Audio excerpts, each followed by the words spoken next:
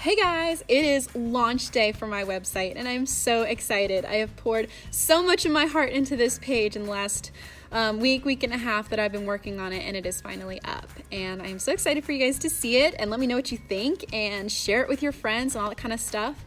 There's all kinds of information in there, and they're going to be continually adding more information to it as time goes on, like to my blog post and to my product store and all that kind of stuff. But yeah, it is ready to go. And guys, I just can't tell you how awesome God has been through all of this. Like, I have seen doors open through this rebranding that just amaze me. And before the rebranding is even done, I've already had people contacting me, an increase of traffic to my store, an increase of people asking me about doula services. So I'm so excited to see what God will do now that it's actually launched and available to everybody. So thank you guys for praying, for supporting, and being encouraging. The people who have looked at the website and given me such amazing bouts of encouragement. Thank you so much. Like, I'm just, wow. And yeah, I can't wait for you guys to see everything.